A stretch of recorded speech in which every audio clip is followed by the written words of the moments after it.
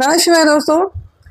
यदि आपके पितृ चाहें तो आपको रंक से राजा बना सकते हैं और यदि पितृ आपके नाराज हो तो आप रंक ही रहेंगे, राजा कभी नहीं बन पाएंगे, चाहे आप जितने ही गुणवान सामर्थ्यवान क्यों ना हो।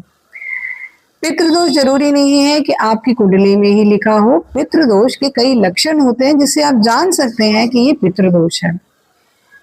यदि आपके घर में शादी, विवाह यानी कोई भी मंगल कार्य नहीं हो रहा हो, शादी में काफी उम्र हो गई हो, वे शादी योग्य हो गए हो, काफी गुणवान हो, बट फिर भी शादी नहीं हो रही है, और अगर शादी हो जाती है तो विवाह आपका टिकता नहीं है, विवाह में संबंध आपके अच्छे नहीं रहते पति पत्नी के।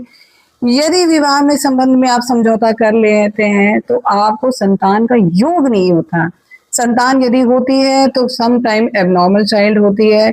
यदि पितृ का मतलब क्रोध ज्यादा है तो आपका वंश ही खत्म हो जाता है, आपको पुत्र की ही प्राप्ति नहीं होती, केवल पुत्री ही होती है। और यदि ये संतान होती है तो संतान ज्यादातर देखी गई है राहु केतु शनि से रूल करती हुई निकलेगी, यानी 4, 7, 8 इससे पैदा होती है, जो स्वयं आपके घर को नाश करती है। आपको संतान का सुख नहीं मिलता, वे और दुख देती है। ये लक्षण है पितृदोष के। तो इसका निवारण क्या है दोस्तों? निवारण भी है, निवारण कई तरीके से दिया गया है, जो कि मैंने देखा है, जो मैंने समझा है। 2 तरीके के पितृदोष हैं जो कि बहुत ही ऑसम रिजल्ट देते हैं। हर कोई अपने पितरों को आहार देना बहुत जरूरी समझता है, बड़े ही प्रेम से आहार बनाते हैं, बट ये आहार पितरों को कैसे जाता है? आप जानते हैं पितृ जो होते हैं वो देवता तुल्य होते हैं। देवताओं का आहार बहुत ही सूक्ष्म होता है। आप जो भी उनके आगे भोग रखते हैं वे उसका जो सुगंध होती है वे ही उनका आहार होता है, जिसे सूक्ष्म आहार कहते हैं। तो ये आहार पितरों तक कौन पहुंचाता है? या तो अग्निदेव पहुंचाते हैं या फिर गाय माता। जी हाँ दोस्तों, यदि आप गाय माता को और अग्नि देवता के थ्रू पितृ को ये ओम पितृभ्यो स्मधा करके ये उच्चारण करके आप उन्हें जब समर्पित करते हैं तो ये आहार उन तक जरूर पहुंचता है।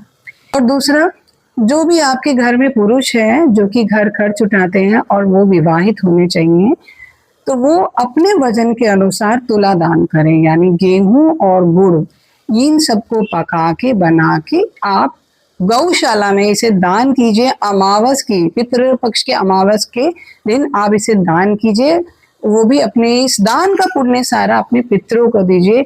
यकीन मानिए आपके जो दोष में काफी राहत आएगी।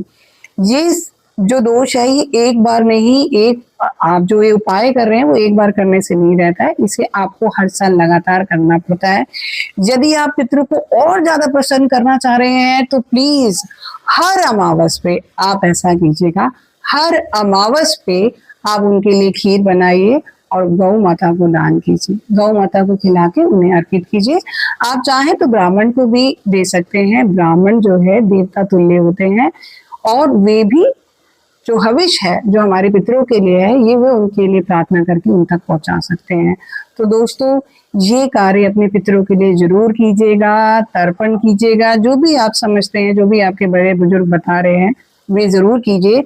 पर ये जो 2 उपाय मैंने आपको बताए हैं ये ट्राइड एंड टेस्टेड है, जो कि बहुत रिलीफ देते हैं।